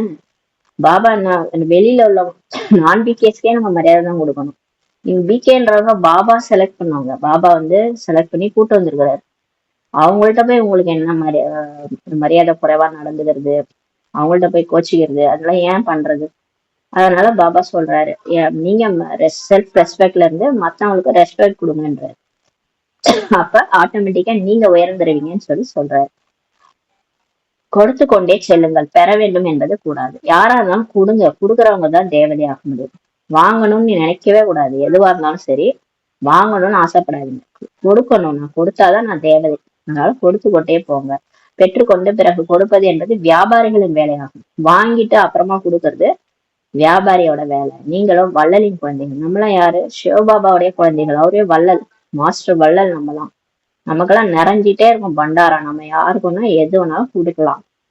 நீங்க வந்து இது சாதாரணமா ஸ்தூலமான பொருளை விட சூட்சமான இந்த அன்பு, அமைதி, சுகம் இதெல்லாம் வந்து நம்ம தான் கொடுக்கணும். நம்ம எதிர்பார்க்கறோம்ல, அதுதான் தப்பு. நம்ம மெயினா என்ன பண்றோம்னா இந்த மரியாதை கூட மற்றவங்க நம்ம கொடுக்கணும்னு எதிர்பார்க்கணும், நம்ம கொடுத்துட்டு போயிடணும். அதான் பாபா சொல்றாரு, நீங்க எதா இருந்தாலும் நீங்க ஃபர்ஸ்ட் கொடுங்க, மற்றவங்கள்ட்ட எதிர்பார்க்காதீங்க. அன்பு நீங்க கொடுங்க, அமைதி நீங்க கொடுங்க, மரியாதையை நீங்க கொடுங்க, மற்றவங்க நீங்க கொடுக்கறது மூலமா உங்களுக்கு கிடைக்கும்னு சொல்றாரு. மற்றபடி பாப்தாதா நாலாபுறங்களிலும் உள்ள குழந்தைகளுடைய சேவை பார்த்து மகிழ்ச்சி அடைகின்றார்கள்.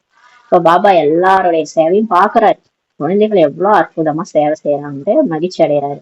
அனைவரும் நன்றாக சேவை செய்திருக்கின்றீர்கள், ஆனால் இப்போது இன்னும் முன்னேற வேண்டும் அல்லவா? நல்லா பண்ணிருக்கிறீங்க, அதான் பாருங்க, இப்படிதான் பேசணும். ஃபர்ஸ்ட் வந்து எல்லாம் நல்லது நல்லதுன்னு சொல்லிட்டு அப்புறமா இன்னும் என்ன செய்யலான்றத சொல்றாரு பாருங்க. எடுத்த உடனே நீங்க ஒண்ணும் சரியில்லை இப்படிலாம் சொல்ல மாட்டாரு பாபா. நம்மதான் வந்து அந்த மாயா வழிதான் அந்த வழி, எடுத்த உடனே நீ சரியில்லை அப்படின்ட்டு பேசுறதுலாம். நீங்க பாருங்க பாபா வந்து எப்படி அழகா புரிய வைக்கிறாரு. நீங்க நல்லா சேவை செஞ்சிருக்கிறீங்க, மகிழ்ச்சியா இருக்குதுன்றாரு. ஆனால் இப்போது இன்னும் முன்னேற வேண்டும் அல்லவான்னு சொல்லி சொல்றாரு. சரி, அந்த சேவையெல்லாம் பரவாயில்ல, வாயால நல்லா ஞானம்லாம் சொன்னீங்க, நல்லா இருக்கு. ஆனா இப்ப இன்னும் முன்னேறணும்ன்றாரு. என்ன முன்னேறணும்? பேச்சு மூலம் அனைவரும் நன்றாக சேவை செய்திருக்கிறீர்கள். சாதனங்கள் மூலம் செய்யப்பட்ட சேவைக்கான ரிசல்ட்டும் நல்லாதான் இருக்கு. இப்ப நீங்க பேச்சு மூலமா ஞானம் சொன்னீங்க எல்லாருக்கும். சாதனங்கள், இந்த போனு, இந்த யூடியூப், இதன் மூலமெல்லாம் நிறைய சேவை வந்து சேவைக்கான ரிசல்ட் நல்லா இருக்கு. அநேக ஆத்மாக்களின் புகாரையும் முடிவடைய செய்து விட்டீர்கள். நிறைய பேர் இந்த புகார் பண்ணுவாங்கல்ல, எங்களுக்கு சொல்லவே இல்லைன்ட்டு. இப்ப அந்த இது முடிஞ்சிருச்சு, இப்ப எல்லாருக்கும் செய்தி போயிடுச்சுன்றாரு. எல்லாருக்கும் செய்தி போயிடுச்சு. ஏன்னா இப்பதான் வாட்ஸ்அப், யூடியூப் எல்லாத்தையும் பாக்குறாங்கல்ல, அதுல நடுவுல நம்மளோட பிரம்மகுமாரிகளுடைய இதுவும் வருது. பாபா வந்துட்டு அந்த செய்தி எல்லாம் போயிடுச்சு. இப்போ கூடவே சமயத்தின் தீவிர போக்கின் வேகத்தை பார்த்து பாப்தாதா இதையே விரும்புகிறாங்க. இன்னும் இப்ப டைம் ரொம்ப ஃபாஸ்டா போயிட்டு இருக்கு. அதனால கொஞ்சம் ஆத்மாக்களுக்கு மட்டும் சேவை செய்யக்கூடாது. ஆனால் விஸ்வத்தின் அனைத்து ஆத்மாக்களுக்கும் முக்தியை வழங்கும் வள்ளலாக இருப்பது நிமித்த ஆத்மாக்களாகிய நீங்க தான். பாருங்க, கொஞ்சம் பேருக்கு மட்டும் நான் செஞ்சேன், வாயால சொன்னேன் அது அப்படின்னு இருக்கக்கூடாது. உலகத்துக்கே நீங்க தான் முக்தியை கொடுக்கக்கூடிய வள்ளல். நிமித்த ஆத்மாக்கள் நீங்க தான். நீங்க முக்தி அடைஞ்சு எல்லாருக்கும் முக்தி கொடுக்கணும். அந்த உடம்பு விட்டு வெளியே அவங்க எல்லாம் வர்றதுக்கு நம்ம தான் வந்து நிமித்தமா இருக்கிறோம்ன்றாரு. கடைசி நேரத்துல யாருக்கும் உடம்புல இருக்கவே பிடிக்காது, உடம்பு விட்டு போயிடணும்னு தோணும். நமக்கு பயிற்சி இருக்கு, நம்ம டப்புன்னு வெளியே போயிடுவோம். அவங்களுக்கு பயிற்சியே கிடையாது இல்லையா, துடிப்பாங்க எல்லாரும். எல்லாரும் எங்களை காப்பாத்துங்க காப்பாத்துங்கன்னு கத்துவாங்க, நம்மளை நோக்கிதான் கூப்பிடுவாங்க. கடவுளே என்னை காப்பாத்துன்ட்டு அவங்க முருக பக்தர் முருகரை கூப்பிடுவாங்க, கிருஷ்ண பக்தர் கிருஷ்ணரை கூப்பிடுவாங்க. கிருஷ்ணர் வந்துதான் கூட்டு போவாருன்னு நினைச்சிட்டு இருப்பாங்க. அப்ப நீங்க தான் முக்தி அடைஞ்சு அவங்களுக்கு எல்லாம் முக்தி வழங்கும் வள்ளலாக இருக்கக்கூடிய நிமித்த ஆத்மாக்கள் நீங்களே. ஏனெனில் நீங்கள் தந்தைக்கு துணையாவீர்கள். அவங்க கடவுளை கூப்பிட்டா அவரே போய் கொடுத்துருவாரு. அவங்கதான் கடவுள் நம்ப மாட்டாங்களே.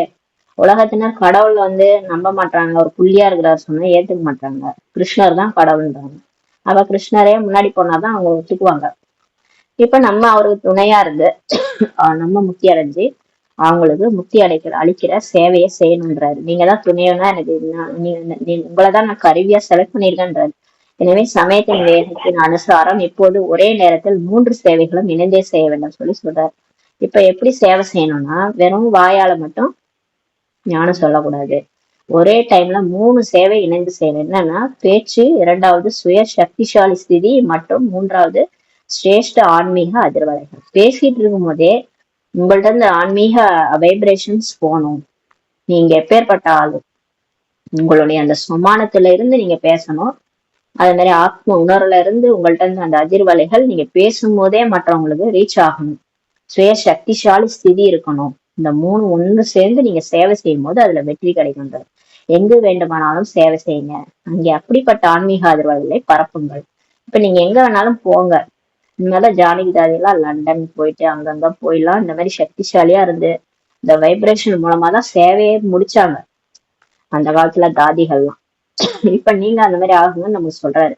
அங்கே அப்படி நீங்க எங்க போனாலும் அப்படிப்பட்ட ஒரு ஆன்மீக அதிர்வலைகளை பரப்புங்க. அந்த அதிர்வலைகளின் பிரபாவத்தில் சகஜமாக கவர்ந்திருக்கப்பட வேண்டும். நீங்க போற இடத்துல உங்க பிரபாவம் எல்லாரையும் கூப்பிட்டு வரணும். எங்க இருக்கிறவங்களும் அவங்கள தேடி வரணும்ன்றாரு. அந்த ஆன்மீக அதிர்வலைகளின் பிரபாவத்துல எல்லாரும் வரணும். பாருங்கள், இப்போது கடைசி பிரிவில் கூட உங்கள் அனைவருடைய ஜட சித்திரங்கள் எவ்வாறு சேவை செய்து கொண்டிருக்கின்றன. இப்ப நம்ம கடைசி பிரிவுக்கு வந்துட்டோம். நம்மளுடைய நினைவு சின்னமா துவாபரை ஹோட்டல் வந்து கோயில்ல ஜட சிலை இருக்குது. ஜட சிலை எங்கேயாவது பேசுதா என்ன? அது ஒரு பொம்மை தான். ஆனா அந்த பொம்மை கிட்ட போனாலே அவ்வளவு வைப்ரேஷன் இருக்குது. பாபா சொல்றாரு, எவ்வளவு சேவை செய்யுது தெரியுமா அந்த கோயில்ல இருக்கிற சிலை. அதுல இருந்து வைப்ரேஷன் வருது. அதனாலதான் பக்தர்கள் ஓடுறாங்க. எந்த ஒரு சாமியா இருந்தாலும் ஓடுறாங்களா இல்லையா? வார்த்தைகள் பேசுகின்றார்களா என்ன? சரி, அந்த ஜடசிலை பேசுதா என்ன? அதிர்வலைகள் அப்படி இருக்கின்றது. எந்த கோயிலுக்கு போனாலும் அவ்வளவு வைப்ரேஷன் சொல்றாங்க. மனசுக்கு நிம்மதியா இருக்கு. மூலஸ்தானத்துக்கு போனாலே ஒரு அமைதி ஏன் கிடைக்குது? அதனால் பக்தர்களின் பாவனைக்கான பலன் சகஜமாக கிடைச்சிட்டு இருக்கு. அங்க போறவங்களுக்கு அந்த பாவனைக்கான பலனே கிடைச்சிருக்கு. என்ன வேண்டிக்கிட்டு போனாங்களோ அது நடக்குது. அவ்வாறு அதிர்வலைகள் வைப்ரேஷன் சக்திசாலியாக இருக்குங்க. அது ஒரு ஜட சிலை, அதுக்கே அவ்வளவு வைப்ரேஷன் இருக்கும்போது நீங்க சைத்தன்யமான நீங்க உங்களோட சிலைதான் அது. அப்ப உங்கள்ட்ட இருந்து எவ்வளவு வைப்ரேஷன்ஸ் வரணும், நீங்க மாறணும் இல்லையா? உங்க வைப்ரேஷன் சக்திசாலியாக இருக்கணும். அதிர்வலைகளில் அனைத்து சக்திகளின் கிரணங்கள் பரவணும்னு சொல்றாரு. இப்ப உங்க வைப்ரேஷன்ஸ் உங்களை சுத்தி அந்த சக்தியோடைய கிரணங்கள் பரவணும். அந்த மாஸ்டர் சர்வ சக்திவான் போதே இந்த அஷ்ட சக்திகளினுடைய வைப்ரேஷன் உங்க ஆத்மால இருந்து பரவணுன்றாரு. வாயுமண்டலமே மாறணும், நீங்க போனீங்கன்னா அந்த இடமே மாறணுன்றாரு. ஒரு ஊதுவத்தி ஏத்தி வச்சா அந்த இடமே வாசனையா ஆயிடுது இல்லையா? எப்பேற்பட்ட மோசமான ஒரு இடமா இருந்தாலும் அந்த ஊதுவத்தி ஏத்தி வச்ச உடனே ஒரு ஊதுவத்தி கூட அந்த இடத்த மாத்துது. உங்களால மாத்த முடியாதான்னு கேக்குறாரு. அப்ப நீங்க எப்பேற்பட்டவங்க? உங்களுடைய ஸ்திதி மூலமா அந்த வாயுமண்டலத்தை மாத்தணும். அதிர்வலைகள் என்பது அப்பேற்பட்டது, உங்களுடைய வைப்ரேஷன்ஸ் அப்பேற்பட்டது. ஆத்மான்ற நினைவுல இருந்து, நான் கடவுளுடைய குழந்தைன்ற நினைவுல இருந்து அந்த வைப்ரேஷன்ஸ் போகும்போது அது அவ்வளோ சக்தி வாய்ந்ததுன்றது. அது உள்ளத்தில் அச்சு பதித்தது போல பதிந்து விடுகிறது. நீங்க பேசுறது கூட அவங்க மனசுல பதியாது. நீங்க அதிர்வலைகளோட உங்களுடைய அந்த அமைதியின் கிரணங்களோ சுகத்தின் கிரணங்களோட நீங்க அப்படியே சக்திசாலி கிரணங்களோட பேசும்போது அந்த வார்த்தைகள் உள்ளத்துல போய் அச்சு மாதிரி பதியும். உங்க வைப்ரேஷன் பதியும். அங்க போனேன், அவ்வளவு ஒரு அமைதி இருந்தது அந்த இடத்துல. அவங்க முன்னாடி இப்ப கூட தாதி முன்னாடி போனாங்கன்னா சொல்றாங்க, தாதி பேசல. அவங்க கடைசியா இப்ப ரத்ன மோகன தாதி தான் இருக்கிறாங்க. ரத்ன மோகினி தாதி ஒரே ஒரு தாதி தான் இருப்பாங்க. அவங்க வந்து எதுவும் பேசல. ஆனா அவங்க கிட்டவா போனவங்க ஒரு நல்ல அதிர்வலைகளை அவங்க உணர்றாங்க. ஒரு குருவி கூட அவங்க மேல வந்து அப்படியே பறக்குது, அது அவங்க மேலேயே இருக்குது. ஒரு குருவியே அவங்கள்ட்ட ரொம்ப இதுவா இருக்குது. அந்த மாதிரி பாத்தீங்கன்னா அந்த நல்ல அதிர்வலைகளை அந்த குருவி உணருது. யார் போனாலும் உணர்றாங்க. அந்த மாதிரி அந்த அவங்களுக்கு வந்து அந்த வைப்ரேஷன்ஸ் வந்து மனசுல பதியணும். இந்த இடத்துக்கு போனேன், இப்ப மதுபனுக்கு போனா நமக்கு பதியுது இல்லையா? இன்னைய வரைக்கும் நமக்கு இங்க இருக்கிற மாதிரி இல்லையே. ஒரு வித்தியாசமான ஒரு அதிர்வலைகள் அங்க மதுபன்ல இருக்குது. திரும்ப போனோம் ஏன் தோணுது? அந்த மாதிரியான ஒரு அதிர்வலைகள் அங்க இருக்கு. உங்கள் அனைவருக்கும் அனுபவம் உள்ளது. ஒரு ஆத்மாவிற்கான ஒருவேளை ஏதாவது நல்ல அல்லது தீய அதிர்வலைகள் உங்கள் உள்ளத்தில் பதிந்துட்டால் எவ்வளவு சமயம் அதன் தாக்கம் உள்ளது. பாபா எந்த எக்ஸாம்பிள் சொல்றாருங்க, இப்போ உங்களுக்கே அந்த ஒரு அனுபவம் இருக்குது இல்லையா? இப்ப நீங்க ஏதோ ஒரு ஆத்மாவை ஏதோ ஒரு உங்களுக்கும் அந்த ஆத்மாவுக்கும் ஒத்து போல, சரி நல்லதாகவும் இருக்கட்டும் இல்ல தீய அதிர்வலைகளாகவும் இருக்கட்டும், ஒரு நல்ல வைப்ரேஷன்னாலும் அவங்கள வந்து நீங்க நல்லவங்களா நினைச்சிட்டு இருக்கீங்க ரொம்ப காலமானா, அந்த நல்ல அதிர்வலைகள் உங்க உள்ளத்துல பதியும். இதே இப்ப கெட்டவங்களா இருக்கிறாங்க, ஏதோ நம்மள்ட்ட பேசிட்டாங்கன்னா எவ்வளவு காலம் இருக்கும் அது மனசுல பதியும் இல்லையா? அவங்கள பத்தி ஒரு நல்லதாவே தோணாது. ஒரு 6 மாசம் கிட்ட கூட அதே மாதிரியே ஓடிட்டு இருக்கும். சிலருடைய இதெல்லாம் நம்ம அப்படியேதான் நினைச்சிட்டு இருப்போம். இவங்களா அவங்க அப்படிதான் அப்படின்ட்டு நினைச்சிட்டு இருப்போம். அது பதிஞ்சிருச்சுன்னா எவ்வளவு சமயம் அதோட தாக்கம் இருக்குதுன்னு உங்களுக்கே தெரியும் இல்லையா? நீண்ட காலம் உள்ளது அல்லவா? அதை நீக்க விரும்பினாலும் நீங்குவதில்லை. ஒருத்தவங்களை பத்தி ஒரு இமேஜ் நம்ம மனசுல பதிஞ்சிச்சுன்னா அதை நம்ம நீக்கணும்னு நினைச்சாலும் போகாது. இவங்க இப்படிதான், இவங்க இப்படி பண்ணிட்டாங்க, எனக்கு எதிராக இப்படிலாம் பண்ணாங்கன்றது அப்படியே புத்தியில பதிஞ்சிடும் இல்லையா? அத பாபா சொல்றாரு. அதன் தாக்கம் உங்களுக்கு எவ்வளவு சமயம் இருக்கிறது, நீண்ட காலம் உள்ளது அல்லவா? அதை நீக்க விரும்பினாலும் நீங்கள. அதே மாதிரி யாரை பற்றியாவது தீய அதிர்வலைகள் பதிந்து விட்டால் சகஜமாக நீங்குகிறதா? உங்களுடைய சர்வ சக்திகளுடைய கரணங்களின் அதிர்வலைகள் அச்சு பதிப்பது போல வேலை செய்யும் சொல்றாரு. அதே மாதிரி இப்ப அது எப்படியோ அதே மாதிரிதான் இப்ப நம்மளுடைய சர்வ சக்திகளினுடைய அந்த வைப்ரேஷன்ஸ் அச்சு பதிக்கிற மாதிரி வேலை செய்யும்ன்றாரு. நீங்க வந்து பண்ணி பாருங்கன்றாரு. நீங்க வந்து மாஸ்டர் சர்வ சக்திவான்ற ஸ்திதியில இருந்து ஒரு வார்த்தை பேசி பாருங்க. நீங்க பேசுற வார்த்தை கூட மறந்து போயிடும். ஆனால் அதிர்வலைகளின் பதிவானது சகஜமாக விலகாது. அந்த வைப்ரேஷன் அவங்க மனசை விட்டு போகாதுன்றாரு. அனுபவம் உள்ளது அல்லவா? இருக்கிறது தானே அனுபவம் சொல்றாரு. இப்ப குஜராத்தை சேர்ந்தவர்கள், பாம்பேயை சேர்ந்தவர்கள் யாரெல்லாம் ஊக்கம் உற்சாகத்தில் காண்பித்தார்களோ அவர்களுக்கும் பாப்தாதா கோடி கோடி மடங்கு வாழ்த்துக்கள் கொடுக்கிறார்கள். ஏன் விசேஷத்தன்மை என்ன இருந்தது? எதற்காக வாழ்த்துக்கள் கொடுக்கிறார்கள்? பெரிய பெரிய நிகழ்ச்சிகளை செய்து கொண்டே இருக்கிறீங்க இல்லையா? ஆனால் குறிப்பாக வாழ்த்துக்கள் ஏன் கொடுத்து கொண்டிருக்கிறார்கள்? ஏனென்றால் ஒற்றுமை இருக்குது, திடத்தன்மை என்ற 2 விதமான விசேஷத்தன்மைகள் இருந்ததுனால பாபா வாழ்த்துக்கள் சொல்றாரு. எங்கே ஒற்றுமை மற்றும் திடத்தன்மை இருக்குதோ இங்கே 1 வருடத்திற்கு பதிலாக 1 மாதம் என்பது 1 வருடத்திற்கு சமமாகும் சொல்றாரு. 1 மாசத்துல நீங்க முடிச்சிருவீங்கன்றாரு. நிறைய சேவைகளை நிகழ்ச்சிகள் எல்லாம் 1 மாதம்ன்றது 1 வருடம்ன்றது நமக்கு 1 மாதத்திலே முடிச்சிருவோம்னு சொல்றாரு. குஜராத் மற்றும் பாம்பேயை சேர்ந்தவர்கள் கேட்டீர்களான்னு கேட்கிறாரு. நல்லது. இப்போது ஒரு வினாடியில் ஒரு நொடியில் ஞான சூரியன் என்ற ஸ்திதியில் நிலைத்திருந்து நாலாபுறங்களில் உள்ள பயமுற்ற குழப்பமடைந்துள்ள ஆத்மாக்களுக்கு சர்வ சக்திகளின் திறன்களை பரப்புங்கள். இப்ப நாலாபுறங்களையும் மிகுந்த பயம் இருக்கிறது, எல்லாரும் பயப்படுறாங்க, சக்தி கொடுங்கள், அதிர்வலைகளை பரப்புங்கள் பாபா சொல்றாங்க.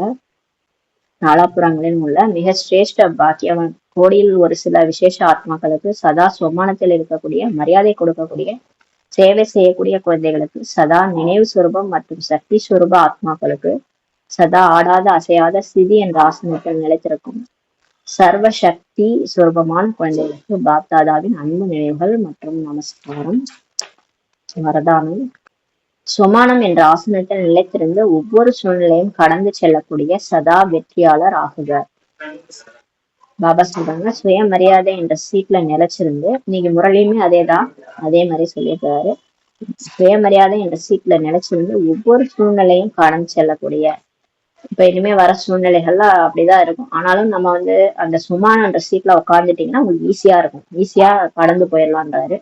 அந்த மாதிரி செல்லக்கூடிய சதா வெற்றியாளர் ஆகுக. சதா வெற்றியாளர்னா போன கல்பமும் வெற்றி தான், அது முந்தின கல்பம், அடுத்த கல்பம், சதா வெற்றியாளர் ஆகுகன்றவர் தான் கொடுக்குறாரு.